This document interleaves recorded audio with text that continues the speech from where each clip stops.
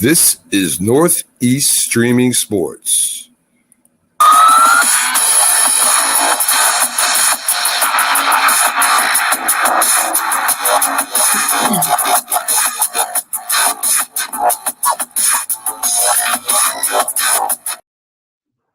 Hello, good evening, everyone, and welcome to Northeast Streaming Sports at Night. It's your girl, Sonia Pearson, once again with another edition of At Night News. Super excited to know that we have made it to the weekend. And can you believe it? I cannot believe it. There is no NFL this weekend. However, I do have a special guest for you. Joining me is SPORTSKOPE's own producer, creator, and host, none other than Mr. Robert Butler. Hey, Sonia. Yeah, I like the background. Looks good, my friend. Looks good. Good. So glad you could join us. Tell us a little bit about yourself. And hello, everyone coming on. Good evening. Happy Friday. Yeah. Well, Thursday, close enough, right? Yeah. I'm already thinking Friday. Can you believe that? Today is Thursday, y'all. I'm sorry. Everybody's working towards the weekend. Let me tell you, forgive me, audience. Thank you for getting me back on point, Robert. It has been such a long week. I've already just moved on past Thursday, and it's Friday in my head. So thanks for telling me that, because I probably would not have shown up for my regular 9 to 5 tomorrow until in the morning. So happy Thursday. I've had quite a few this year too. So yeah, I'm a live streamer, podcast. I hate to use the word podcast because there's so many people that's got them. Yeah. And quite frankly, between me, you, and your audience, they're garbage, and I don't want to be associated with that. But when you invite people who aren't in our field of what we do, this new medium per se, it's fairly new. They use the term podcast, but I say, you know what? Yep, that's it. I mean, I'm not going to argue it. After the show, it turns into a podcast. You can find it on Spotify, Apple Podcasts, and that's right. No, I have a background in journalism, modern communication. Graduated in 2006 and went into that field. Actually, I took a job as a newspaper reporter. This was right when the online thing was starting to get started out in Laughlin, Nevada. Worked out about 6 weeks out of Laughlin, Nevada for a paper. And, that just didn't work out. Long story behind that, really didn't like the immediate boss I was working with. Got away from journalism and everything for quite a few years. Chased real estate. I was a realtor and everything. Starting a security company. I was doing a lot of stuff, really chasing money. And 2017, I decided just to start a live stream. That shows SPORTSKOPE on the Periscope app in May of 2017. So that's coming up on 7 years practically. Doing it really one day a week. Doing it one, and I think you told me you started around that time too, right? I did, August of 2017. Yeah. So I started in May, and I was doing one night a week, and then on the Periscope app, and then they did away with that. Then I got on Facebook and started doing Facebook Live, and a few years later, I think probably 2020, I want to say 2019, I met Linda, and they introduced me the StreamYard type of thing. So yeah, and I'm a medical carrier drive during the day, but essentially, yeah, that's how I got started into this, and really enjoy it. Applied for some radio jobs a few years ago, but I started doing it. This will be my second year going 5 days a week in September, the day after Labor Day. So before that, I applied for radio gigs, didn't get any contact back. But now I do an hour show, about 55 minutes to an hour show every night. If you do the best of any 3 hour talk show, political show, sports talk show, radio, whatnot, it's about 55 minutes. A lot of it's repetitive. People don't know that. That's not in the business, but it's just repetitive. So I'm qualified to do a 3-hour show, but it's not easy, my friend. Hey, Linda. Thank you. Yeah, Appreciate Linda, producer Linda and Mac over at Northeast Streaming Sports. You see the tickler down there. Download the Roku app so you can download Northeast Streaming Sports when you look for them. And they have 24/7 sports without the cost of cable. Hello, Linda. And she said, you got the sharp dress, man. I know. I went and got my blazer just for that purpose, Linda, because I was like, the one time I wear a t-shirt, I got Robert on here and she says we miss you, and we definitely do miss you on the Sunday morning sports show, because that's how I got connected with you, thanks to Mac and that crew. So she said you were one of their originals. And Annette Roberts, hello, the OG, joining us tonight. He is. So let's get into a little bit of sports tonight, Roberts. I mean, you have such a plethora of knowledge across all platforms, but we have to address, unfortunately, what's still going on from the Kansas City Chiefs and their celebration that turned awry with DJ Lisa Lopez Galvin, who was killed, a DJ out in Kansas City. 21 others wounded, including 11 or 12 children. 7 of those had life-threatening injuries. Just a sad day. Looks like the NFL came out, made a statement today, as did the Kansas City Chiefs, including the governor herself was at that parade. And this, in fact, happened at the conclusion of the parade. They said the team, as well as all the trainers and assistant coaches and whatnot, were already on buses on their way back to Arrowhead when this tragedy occurred. 3 supposed suspected gunmen are in custody right now. Your thoughts on that, if there are any? Yeah. You know, I was wondering why they didn't release the names. And now this morning I found out that 2 were juveniles. And from what I'm reading from TMZ, you know how they're always on top of this sort of thing. Mm-hmm. And even with the NFL reporters are saying that it wasn't a mass shooter. It wasn't a terroristic type of shooting. It was a shooting where people were going back and forth over dispute and a crossfire. I mean, that is a heck of a crossfire. Like a cross the street type of ordeal. And of course, one guy, he tackled one of and the police were there. They did a good job. That could have been a lot worse when you've got that many people. I was talking about yesterday on my show. These parades can be huge.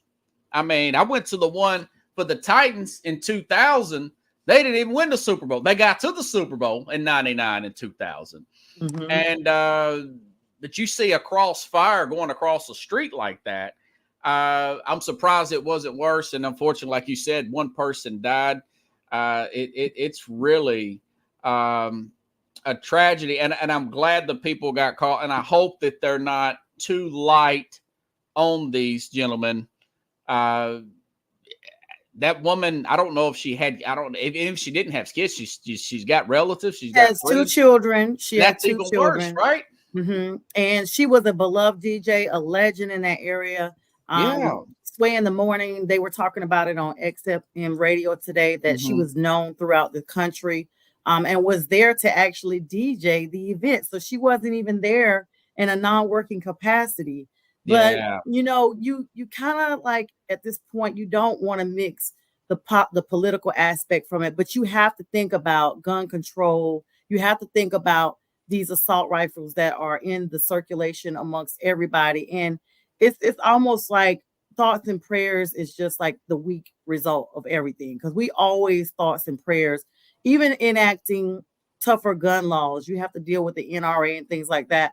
It's still not going to be enough, in my opinion, to curtail what happens, because if someone wants to get this weapon, legal or not, they're going to get it. Oh, yeah. I mean, you've got, I read a stat. You got more guns than people in America. So that's, and I want people, there's this may be a crime thing. It sounds like a crime issue. That's probably one of the reasons why it didn't get it. They kind of, have you noticed the media's kind of, they're doing this number. They're slapping their hands up. And I'm thinking, okay, now I'll treat every issue the same. I mean, hey, if it's a crime issue, it's a crime issue. If you got the gun issue, that's an issue too. We'll see what kind of background these guys had. As I far don't as think these it was mass much shootings. with them being juveniles. That's wild, ain't it? Yeah, and in my mind, it's going to be interesting to see tomorrow night. My guest will be Kansas City Chief or Die, their actual tribe leader. He is the founder of wow, that okay. organization. He was on last week, and we had about 400 views. A lot of people were tuning in. I had already scheduled him to come on tomorrow night to talk about, congratulations with winning the Super Bowl. But now, of course, I'll have to address this. And in fact, when this occurred, before it even was on the news, he was already on live because he was there when it happened.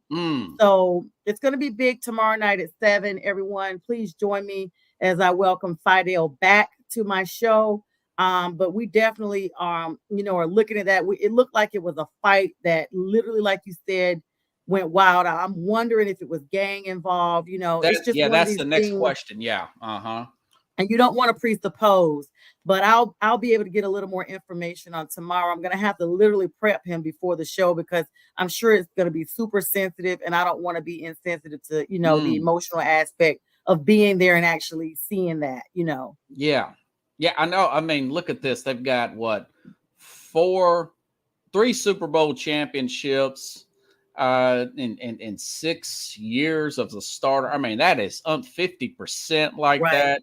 I was just talking to my dad about even with the AFC Championship game appearances since Mahomes' first year starting. I mean, think about the local economy. You hate to have this overshadow what the Chiefs have done for the city of Kansas City. Exactly. Think about those sports bars, Right. those hotels. I mean, this is really a prominent time in the city of Kansas City right now for sport. I mean, do you think about the local economy the Chiefs are bringing them right now, going this late in the season? I mean, it's really got to be not just from a financial standpoint, but just from a morale standpoint of the city right now. Just having that kind of success with the market right in the middle of the country like that, where you can't say it's rigged. It's always the big markets, right?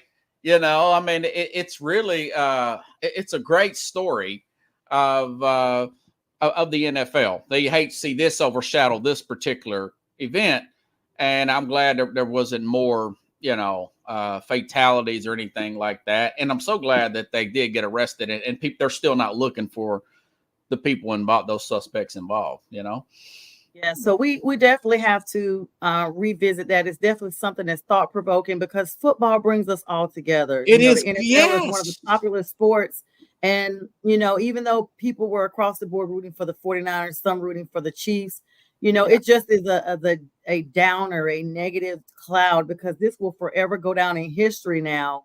Not that they won back to back, but the bigger story will be, but look at what happened in their celebration. So, we're going to move along from that. Yeah, that I hear you. Extremely emotional, but I did want to address that with you. Oh, and yeah. I talked about it yesterday. Yeah. You're very informed. And so we're going to keep it moving. All right. So who is your favorite NFL team? I don't think we've ever talked about it. Are the Titans your team? Yeah. Well, I was born here in Nashville. We didn't have a team in the early. I was born in 81. We didn't have a team here till about 97. They played in Memphis. So we officially got a team with the team name, the stadium, the new attitude, everything in 1999. So yeah, I was a Cowboys fan before that because they were the only thing on TV in the mid 90s, here in Nashville. You're a Falcons and the Cowboys. Of course, you was Panthers. You was in Charlotte back in them days. I live in Atlanta, but it's Panthers. They came all around the way same time that your team did right before. That is true. You just got the Panthers and the Jacksonville Jaguars at the same time, just before Houston moved to Tennessee, right? Yeah, people mix them up all the time. Right when the Oilers moved from Houston to become all of that was like the end of the 90s, mid 90s to the end of the 90s. I was in college during that time. What year did Charlotte actually have a team? I thought it was like 94, 95. I thought it was before. So they probably started the talks in 94, but it was 96, Okay. 95, that time era, when Jerry Richardson started the organization. And so it's been a lot, but I gotta delve in because I do have a lot of Cowboys viewers a lot. You used to be a Cowboys fan. Do you still pull for them? Do you still keep up with the news? No. You know what? A lot of my friends that live here, they never left the Cowboys. They never left the Cowboys.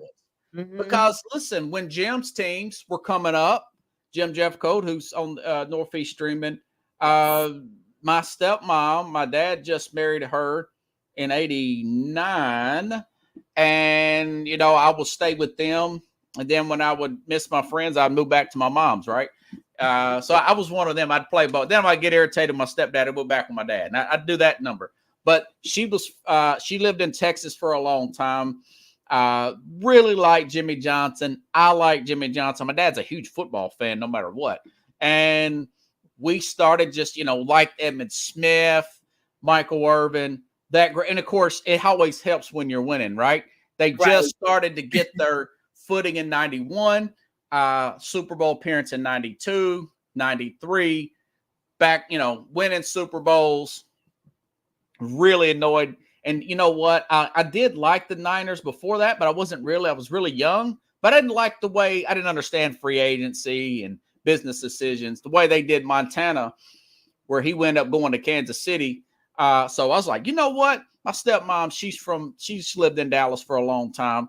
I like this Cowboy team. I like the coach. He's very charismatic guy. How about them Cowboys and all that? So had the pullover jacket. Remember, starter jackets were huge back in them days. Right. You could get killed over a starter jacket in my own neighborhood. You know, the Raiders had theirs first, if I remember correctly. Everybody had the Raiders jackets. I mean, all the guys that I went to school with and in high school had those black and silver Raiders jackets. I don't know if it was because that was the whole NWA era or what, but like everybody I knew had those jackets. And like you were super cool if like whoever you dated, they let you wear their jacket. You know, it was just one thing that, you know, kind of growing up in the 90s and the high school and college time was definitely the time. And you know, we see where the Raiders are now. They're in Vegas. I want to talk to you about that because we just had the first Super Bowl in Las Vegas.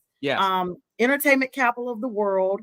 Aside from, you know, like we always had that damper when the Raiders first came, you know, we had that whole Henry Ruggs situation with that young lady and her dog. Very, very sad. Oh, that was horrible, wasn't it? You know, has thrown his entire life away. And of course, she lost her life and so did her dog. But the Raiders have persevered and gotten through that.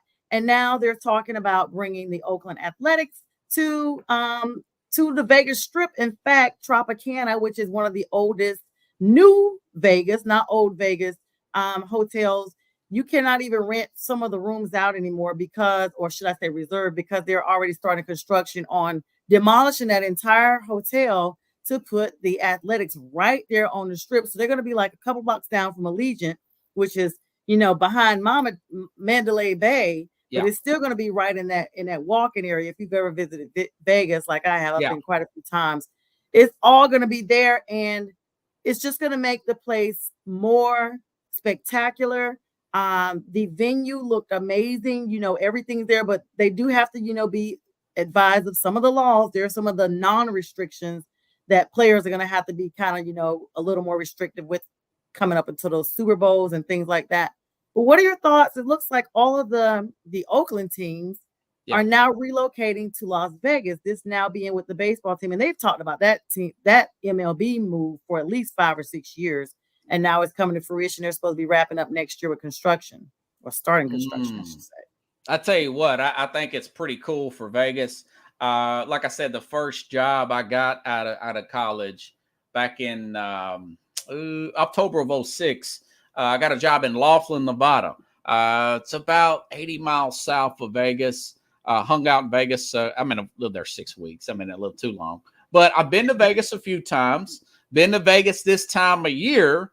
And a lot of people that hadn't been to Vegas prior to this that went to the Super Bowl. I was reading online that they were kind of at all because it was so cold there. And I said, yeah, it still gets cold there, almost like Nashville in the wintertime. So it's not just because it's 150 in the summer, it's still pretty cool there in the wintertime. It's a good distraction from all the casinos. I like the way the city's run. I've had some good friends from Vegas. If I had a job offer in Vegas doing radio, I would probably move there. It's more to it than just a bunch of casinos. It's affordable to live there. And here's something that that general managers, coaches, and executives in all leagues right now are taking a deep sigh of breath that nobody got in trouble in Vegas after. Yeah.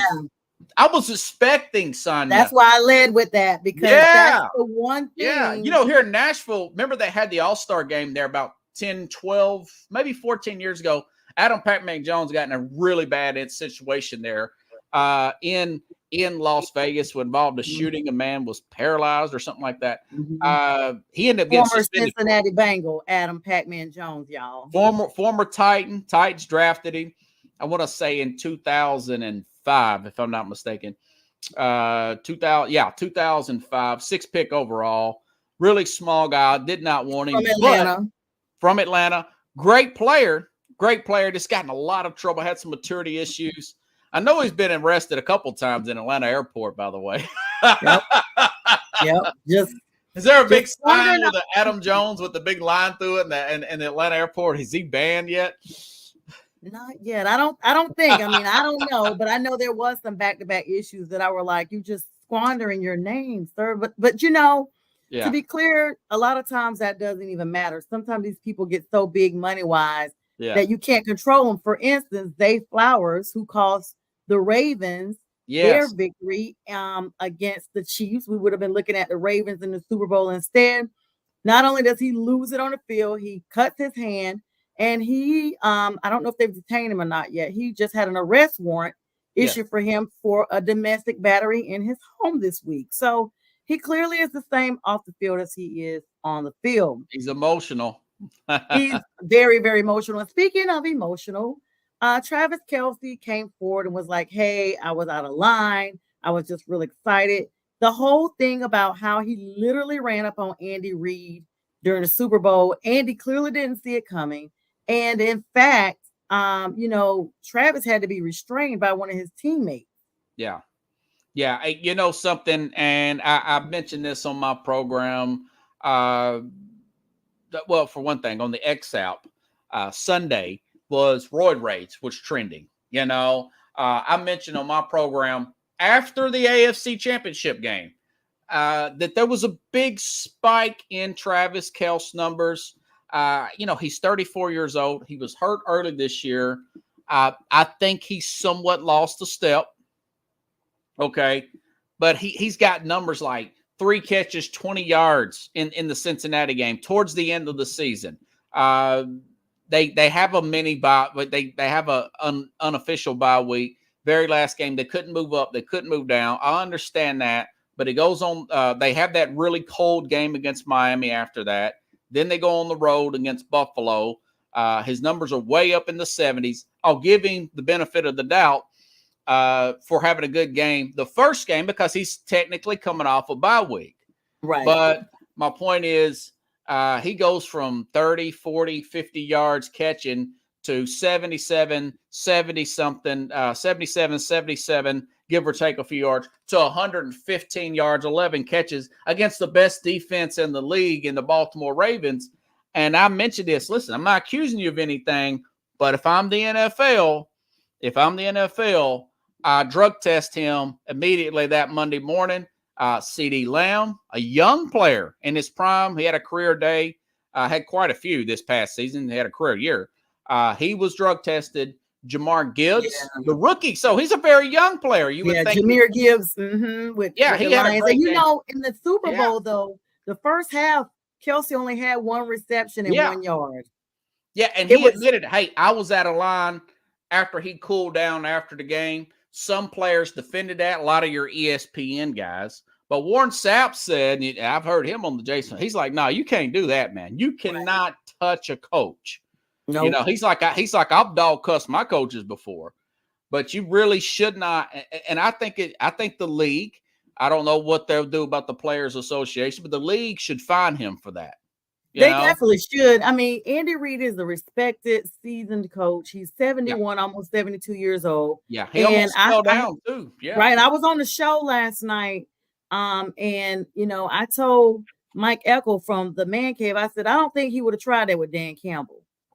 I think Dan's a lot younger, big old guy. They would have probably both been ejected because I could see Dan either choke slamming him or some type of way because Dan is very aggressive. And just to talk about the fine aspect of it, Trae Young just last night got a $92,000 fine with the game against Charlotte, the Hornets, and their loss to the Hornets. They got beat down like 120 something to 90 something. And so they said he made an offensive gesture to the referees down there. So 92,000, they've already handed out that punishment. So I'm not sure what's taking the NFL so long, seeing that this game happened on Sunday and we're almost in the weekend. So I don't know, but I guess Andy was kind of more like, I understand. I know he's passionate, blah, blah, blah. I feel like, I am a Travis Kelce fan. I always liked him as a player, but I do feel like this season, he did get really caught up in the whole, he let his personal life bleed over into his professional life, not just the fact that, he was dating such a high profile celebrity, and no, he didn't ask the media to just be all in her face. But I just think some of the antics we saw on the field were just because she was in the stadium, just like, hey, let me show her, I'm Mr. Tough Guy, because I don't know if you remember or our audience remembers, but before they became an item, Travis had gone to one of her concerts, had a bracelet made, wanted to meet her backstage, and she refused to meet him. And he was on his brother's podcast, basically saying, hey, I wanted her to know, how big I am at Arrowhead too, because she's supposed to be performing somewhere out that way as well. And I wanted her to see I'm just as big. So when I think about that and I think about what's going on now, I feel like, okay, he had a platform to show her and he, over dramatized everything to make sure that, and we see her in the audience falling out from scores. And I'm like, come on, girl, the game is still going on. Like, I love you, Taylor, but at the beginning, she's gotten better though. She was celebrating after they get like 1 yard, I was like, someone get this girl a class. Have her come watch my podcast. Hi, sis Neldra. So Neldra, my sister, is on here. What a surprise. Hi, Neldra. And she said she fully agrees. Like, what did he even say to his coach? Who does he think he is? So he's adding extra pressure on himself, I think. Because she's the biggest pop star in the world. He's adding that. He's like, I've got to perform, and you can't take it out on the coaching staff. We all know he's getting up there in age and on the other side of his peak, But he said, so Robert, he said basically the lip syncer people that everybody's always slow down replaying, said he was like, put me in the effing game. Or something to that effect, or what the F are you doing? Like, he was mad because he wasn't out there. And so, when you think about just a showboat, like, if I'm up there and it's the Super Bowl, and that was one of the reasons why after I saw him run up on Andy, I was like, I hope they really lose. Like, I have one person that other than, that I would root for the Chiefs for, and that's Trey Dean. He's one of our church members. I know his family and everything, and he got drafted by them 2 weeks before they actually went to the actual Super Bowl. So Trey has a ring as a rookie, former Florida Gator, number 42, safety. So congrats to him. But I was going for the 49ers with Christian McCaffrey, Steve Wilkes, who they've just released. He was our coach. And even the backup quarterback, Sam Darnold, all have Panthers ties. And so that's true. I was going for them. Plus my godbrother's a huge 49ers fan, and I just felt like they deserved it. But to be honest, I wanted Dan Campbell and Baltimore to be in the Super Bowl, and I don't know what happened. Well, to be the man, you got to beat the man, and that man is Mahomes and Andy Reid, and I tell you what, the ratings will continue the ratings were all time high. They'll continue to when you they're starting to turn into a villain. Everybody at work was saying the same thing, And I said, are you picking the Niners with your heart? Or are you picking the Niners with your head? You know, you are under oath, folks. Yeah. So yeah, I was probably picking, but the over No, I'm under. just kidding. That was a great team, They you just know? had the 49ers winning by 2.5 points. And then as the game got Yeah, they were closer, favored, yeah. they were like 1 point. But I do want to talk about real quick the fact that Steve Wilkes was fired yet again from another organization in less than a year. They say defense wins championships. That defense stood all the way up against Patrick Mahomes, kept him isolated, stayed in that game, which is big. I've seen the 49ers defense play more solid than they have the entire season. And then he gets fired when the offense is the reason why they did not win the game. Christian McCaffrey had a huge cough up with not securing the ball. Then Ray McLeod with the fumble where it bounced off another teammates with the recovery to run it back. Like, they cost themselves that game. So to say, to come on Kyle Shanahan and to come out and say Steve Wilkes doesn't fit, like, when is it he began not to fit? Because he's been fitting the entire season with them. Yeah. And if you recall, Green Bay fired their defensive coordinator, and they played great against Dallas.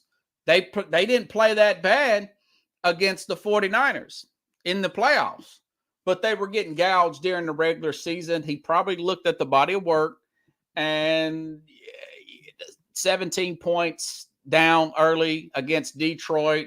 You look at the rushing yards they gave up to Detroit and to Green Bay. Some say, well, they were holding them down, but he didn't make the proper second half adjustments. There's other arguments that say, well, the defense was worn down. They were on the field too long, although the time of possession was pretty even. The 49ers really, truth be told, they had to play not a near perfect game, but they had to play a cleaner game. And that's why I picked the Kansas City Chiefs, because I said if it's even, then it's going to come down to Brock Purdy versus Mahomes. I know what Mahomes can do. For God's sake, he won the Super Bowl last year on a high ankle sprain. And I was all in that Eagles were going to win. I just knew with that high ankle sprain. I mean, he's got heart. You have to say, they did. He rises up for the game, People, and hi, Renee. Thanks for joining in tonight, Renee Colt Rowland. People are comparing him and Andy Reid to Belichick and Brady. Is it too early to, at a minimum, like we see how Belichick did without Brady, but is it too early to compare Mahomes to Brady? I've talked to a couple of people about that. I know that Brady has been in much longer, or was in much longer than Mahomes is, but to be a team that's back-to-back and to win 3 out of 5, being the 7th team that has done that, that's commendable with Mahomes being, I think he's coming up on his 10th year this year. So not even double digits in the league. What are your thoughts on that? No, I think he'll be in year 7, if I'm not mistaken. Maybe year 8. I thought he came in year 8 because he set out his first year because Alex Smith. Yeah, you're right. He did sit out. Oh, okay. Yeah, he's definitely. I mean, he's one playoff win away from tying Joe Montana. I mean, now Brady's got 35. He's got 15. Montana's got 16 wins. Yes, I think it is more than fair to make that comparison. That's what I've been saying. I can tell by the people who are starting to not like them because they're tired of looking at them. Yeah, I'm one of them. Yeah. Well, remember people people used to hate Duke all the time. That's my team. That's my team. But Christian Laettner. Yes. I hate Christian Laettner. Remember they did a 30 for 30 on it, right? Yes. So you start to look. I didn't care for the Shaq and Kobe Lakers, but I knew that they were tough in the early 2000s. Right. But they're the team you love to hate because if to beat them, you really got to bring it. I was a big 2004 Detroit Pistons fan. 2003. Oh, wow. I was fans with them when they were the bad boys back in the 80s and 90s. Well, I'm just saying because I hated the Yankees in the late 90s. I was a Braves fan. Yeah, they blew that up. Yeah. So it's they are compared to Belichick and Brady. They're good for the league, but you know, it is what it is.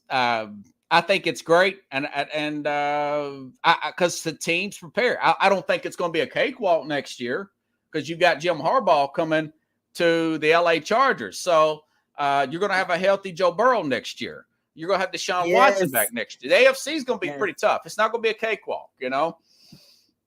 Yeah, and speaking of the teams that are coming in, Belichick is still jobless. Yeah. And you know what?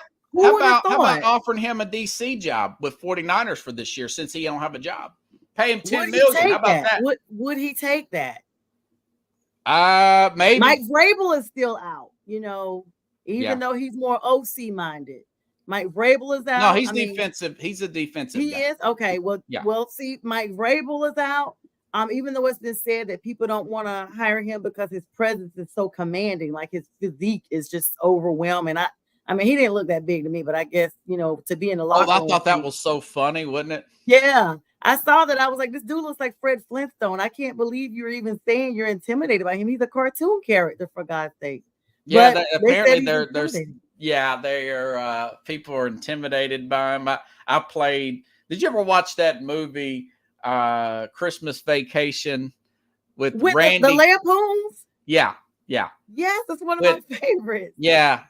Remember when the boss's wife is calling the police and she's describing Randy Quaid, who just kidnapped Clark's boss. Yes. And he said, she's like, this big beastly man, boldly man, he just kidnapped my husband. And I'm thinking, is that Mike Vrabel she's trying to describe? Right. I mean, so you have to think about it. You know, now there's a defensive coordinator position empty there. And speaking of defensive coordinators, and I know you mentioned being a slight Dallas fan, at least back in the day. Well, years ago. I'm all Tennessee. Well, I'm really just a fan of my takes now, but I wish more people that lived in certain states would support their home team. I have like a gang of family members that are still Steelers and Cowboys, and they do not even root for the Panthers. Like some of them do, but I have some of my friends are still including Cowboys my sister, and whatever. Yeah, she will not root for the Panthers. She talks about them really bad and calls them out of their names. Other names for Panthers and stuff like that. But it's all in fun. But all right, Robert. So it's been really great having you on. I know you got other obligations tonight. Yeah, I got to do a show here in 20 minutes, and I got one little prep thing to finish up on. So, thanks for having me on, son. Yes, thank you so much for joining me, and please come back anytime you have an open invitation, ladies and gentlemen. Robert Butler, he's on SportsSkope. Check him out on YouTube. It's just like the caption says across the bottom. You have a good night, Robert. I'll see you next time. You too. Have a good show. All right. You too. Bye-bye. All right, y'all. So that was Robert Butler from SportsSkope. Always a good time having him on here. But anyway, we're gonna switch gears just a little bit and talk a little bit about Steve Wilks. So Steve Wilks, for the third time now, is jobless. I wonder, and please put in the chat your thoughts on just what to think. Like, Steve Wilks got the 49ers to the Super Bowl. I mentioned it earlier. They said defense wins championships. But Kyle Shanahan comes out and is like, Steve Wilks doesn't fit. I mean, something clearly else is going on beyond that for them to even mention something like he doesn't fit. Out of 30 other teams in the league that did not make the Super Bowl, Steve Wilks doesn't fit. I know a lot of Panthers fans, we are, definitely rooting for Steve Wilks. We're rooting for Christian McCaffrey. We're rooting for even Sam Darnold. Panthers fans did not want Steve Wilks to leave. In fact, we thought he should have been the head coach when he was, in our organization as an interim. But that did not happen. And so now we are basically back to where we are. We got Tampa Bay folks coming in there. We're going to be, eager to see how they do, seeing that we're now starting from scratch and we are in a rebuild mode once again. So tell me your thoughts. What do you guys think? Now, we got the draft coming up in a little while. We still have some defensive coaches out there that may be going wherever. We have some people out there saying things like, okay, look, Mike McCarthy is a lame duck with the Dallas Cowboys. They've already said, well, Jerry Jones has already said they're not going to extend him. I don't think that Mike McCarthy is going to even be able to remain the entire season unless they look like they always do, the 12-5, and then he just doesn't renew him. But the prediction is he may lose a few, and then Jerry Jones just brings Mike McCarthy in. But even stranger was the fact that the Cowboys, they interviewed Rex Ryan. You guys remember him from the Jets. Well, he's an analyst on ESPN now. And basically, they interviewed him for the defensive coordinator position. He didn't get it. They hired Mike Zimmer, former head coach of the Minnesota Vikings up until 2021. Mike Zimmer actually finished with that franchise as one of the third winningest coaches in Vikings history. So he's been without a job for a couple of seasons. Rex Ryan did not get the position, shockingly, even though he's made no secret about it, that he definitely was trying to get back in the NFL. So I'm wondering now, with the 49ers having this defensive coordinator position opening, will they consider Rex Ryan or just what to think? Like, it's just shocking. It's going to be a lot of rebuilds in the offseason. Looks like my Panthers hopefully will get some folks in the free agency because we have no drafts. Like I say that every show, we have no drafts. Chicago has our number 1 draft pick, and the rumor mill is they may actually use it on another quarterback. I cannot imagine them doing that because Justin Fields just got to the point where he says he's actually okay being there, and it looks like he's actually playing better. If they get another quarterback, if they bring in a draft, they're clearly going to be trading Justin Fields. Atlanta needs a quarterback. Minnesota is now saying they're probably going to keep Kirk Cousins, but the veteran quarterback who's put up big numbers is high on the market right now in the free agency. And it's going to be interesting to see because Atlanta will not continue to make Desmond Ridder their number 1 star and definitely not Taylor Heineke. The Panthers have Bryce Young, of course, and even in New Orleans, where they have Derek Carr, a lot of Saints fans are divided on whether or not they're sold on him. Jameis Winston, how long is he going to continue to remain with that franchise before they finally let him go? Who knows? Joe Burrow will be coming back to Cincinnati. Will they go like they did a couple seasons ago all the way? Him, Jamar Chase, dynamic duo up there in Cincy getting it done. Deshaun Watson will be coming back next season as well. What do they do with Joe Flacco? Joe was signed, I believe, to a 1-year contract. And the rumor mill is, you guys probably saw last night, I had Mike Elko on from the Man Cave show, that they're probably going to get rid of Flacco because Deshaun is their guy.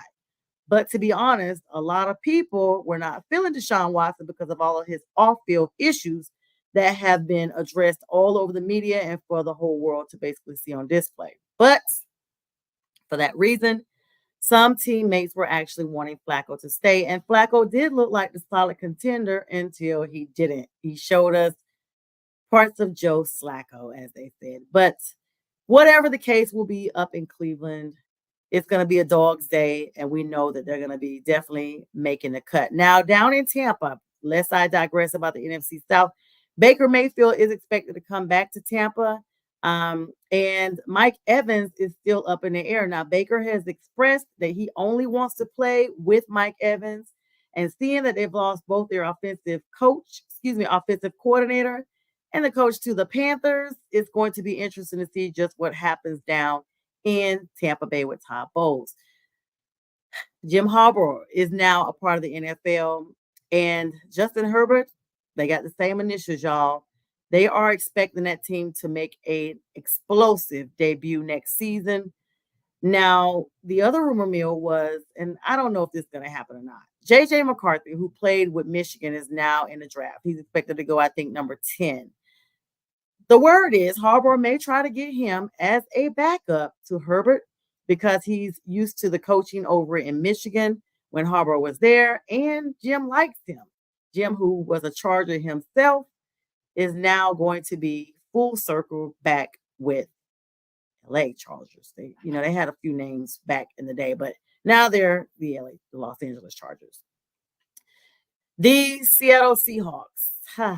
Geno Smith, everything is just up in the air right now. I don't know if you guys are aware, but it was expressed that the owner of the franchise for the Seahawks actually wanted that franchise sold by 2025 in the event of his passing. We are in 2024. They said they let Pete Carroll go not because of performance issues, but because of other reasons that they did not name. I'm wondering if they're keeping Pete Carroll on as an analyst just because they're expecting to close out this franchise. They definitely got to get some stuff going with Drew Lock. I don't think they're going to keep him. He stood in the gap as long as he could for Geno Smith, but we're just not sure. And let's move it to Tennessee Titans. Will Levis, who was drafted so low that he had gone home and actually they had to call him on the phone to let him know he was drafted, y'all. They actually brought him in. He looked good and then threw 3 bombs in a row. Derrick Henry wasn't getting the receptions he needed with Will Levis. So what's going to go down with their quarterback? Will Levis is not it. We're expecting Tannehill to come back and be where he needs to be when the season restarts. But it's just a quarterback carousel to me that continues to rotate even into the new season coming up. What are your thoughts? It's a lot going on, and we are prepared now to go full force into the NBA. Got the All-Star game coming up this weekend. Doc Rivers is actually coaching the East, y'all. Can you believe it? Doc Rivers, who's like 1-6, I don't know, since taking over this position, it's just a lot. So I feel like the NBA All-Star game will be interesting. Let me know if you guys plan on watching it. There was a lot of players that actually almost got snubbed. Trae Young was one of them. He's coming in for Joel Embiid, who's out for at least another 65 games. This is going to be occurring in Indiana this weekend on Sunday, February 18th. And it's a lot of news going on with that. Now, the All-Star players, from years past are just going to be like a fragment of everything that we've already seen. This game is going to come on at 8 o'clock Eastern Standard Time. I don't know, y'all. I'm going to be honest. I'm just not super excited about this particular thing. But you got Bam Adebayo from Miami. You got Paolo Banchero from the Orlando Magic. Jaylen Brown, of course, from the Celtics. We know how he gets down, pretty good. The Celtics are looking really, really good. But the Eastern Conference starters, you got Giannis Antetokounmpo, the Milwaukee Bucks. Joel Embiid, he's out. So you got, Trae Young coming in for him. Jason Tatum, as always, from the Celtics. Tyrese Halliburton from the Pacers. And then you got Damian Lillard. Good old Damian Lillard from the Milwaukee Bucks from the East Conference starters. And then you got the West Conference starters, which are going to be good old LeBron James. Are we surprised? Kevin Durant.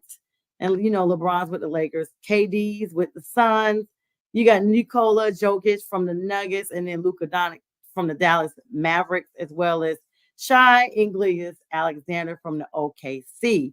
Now, this game is probably going to be pretty interesting. The fans vote 50% of, who the All-Stars are. If you're interested in knowing who All-Stars, how they're determined, they're selected 50% by the fans, 25% by NBA players or the players in the league, and then 25% from the media. So the 25% from the media as well as the NBA players makes up the other half that the fans do not. And after all the votes are tallied, you have players that are ranked in each conference by their position, guard and front court, within each of the 3 voting groups. And each of the players' scores are calculated by averaging their weighted rank from the fan votes, the player votes, and the media votes. And then you get 2 guards, 3 front court players with the best score in each conference are all named the NBA All-Star Game starters. So let me know if you all are going to be watching that. Then you have the reserve team. And I mentioned a couple of those names earlier. But the commissioner, Adam Silver, selects the replacement for each player that's unable to participate. I mentioned that early on with Trae Young. Then they choose a player from each of the same exact conference of that player who's being replaced. So Bam Adebayo from Miami is on the reserves. Paolo Banchero, Orlando Magic, and Jaylen Brown from the Boston Celtics are all reserve players, as is Jalen Brunson. I'm shocked he didn't make, the All-Star. From the New York Knicks, Tyrese Maxey from the 76ers, Donovan Mitchell from the Cavs, and Julius Randle is also going to be on a reserve for the New York Knicks. Now, the West Conference reserves, you got Devin Booker from the Suns, Steph Curry from the Warriors. I mean, he's normally up there, but Steph has been slipping, so now he's a reserve. Anthony Davis from the Lakers, Anthony Edwards from the Timberwolves, Paul George, the Clippers, as well as Kawhi Leonard from the Clippers, Leonard from the Clippers, and then you have Karl Anthony Towns from the Timberwolves.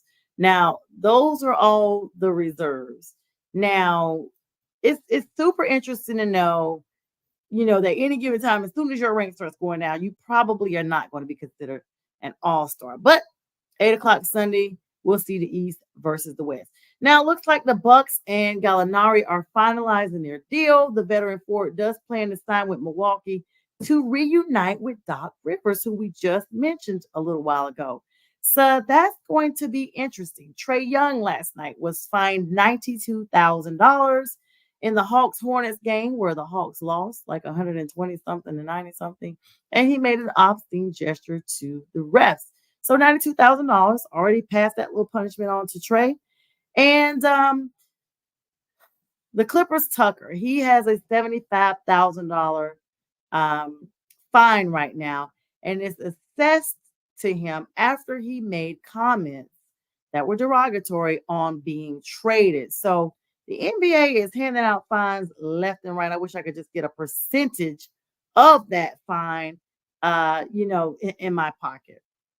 Now, during the big game, you're going to be able to see a lot of players near and far from, old and new. I try not to use the word old, but, former and latter. And it's going to be a lot of stars in the house in Indiana. I'm sure everybody's probably bulking up to get down there now so that they can, definitely be out there and comfortable and everything. I'm pretty interested to see how Indy actually hires this. I haven't really paid too much attention to them, except for, when the Pacers are playing here and there. But looks like the all-time three-point leader, Curry, and two-time Kia MVP becomes the only player to accomplish that feat. You got Drew Eubanks and the Pistons steward in a pregame altercation. Now, that made news last night, that right before the game between the Suns and the Pistons, looks like Drew Eubanks had a run-in. Now, he's, got this ankle issue. Not he's supposed to be playing. But right before they, took the court for that game, they had a physical altercation between them. And if I'm not mistaken, I'm going to double check. I think there was some type of citation issued because of that altercation. Yes, in fact, Stewart was arrested. This is Isaiah Stewart from the Pistons for assault because he punched Drew Eubanks at the arena hours before the teams played. The police did issue a citation, and he has since been released. And what's shocking to me, he already has a sprained left ankle. So he's out there and you're fighting. And,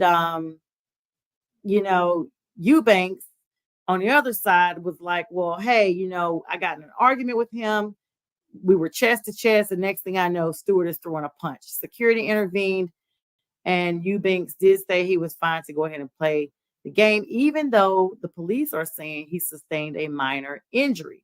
Now, according to the NBA, they made a statement and said the attack on Drew Eubanks was unprovoked and acts of violence such as this are unacceptable.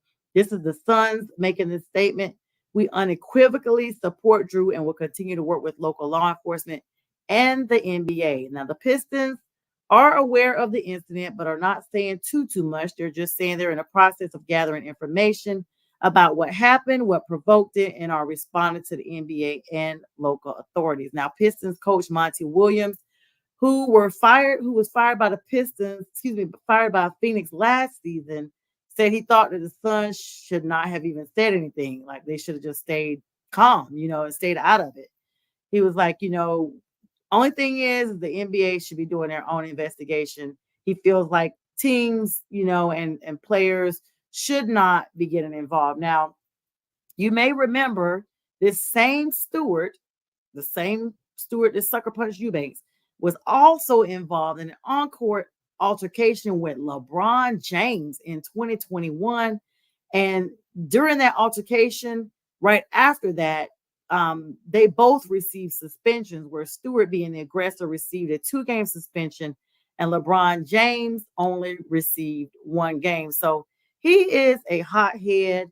I don't know what it is with the NBA in this day and era. We see Draymond going crazier than ever, seriously, like to attack your own your own teammate. And then you see now that this just seems to be the conduct. I mean, I know humans are humans. We are people.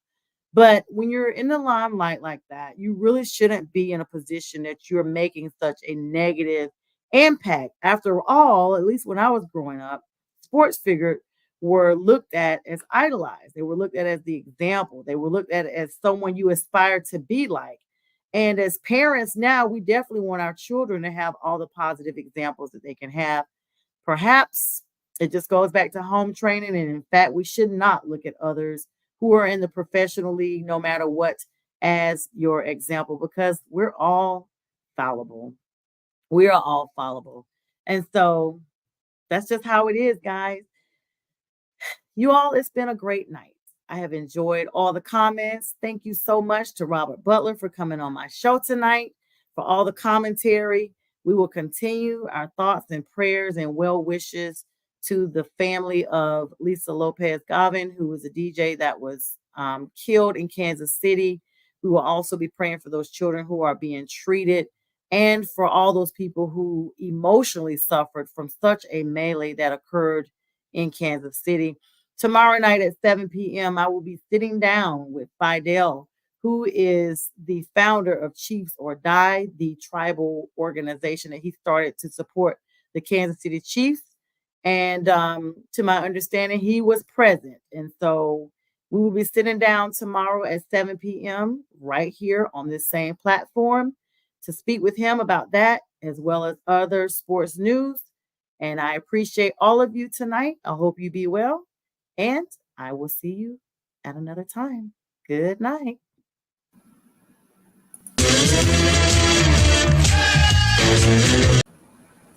This is Northeast Streaming Sports.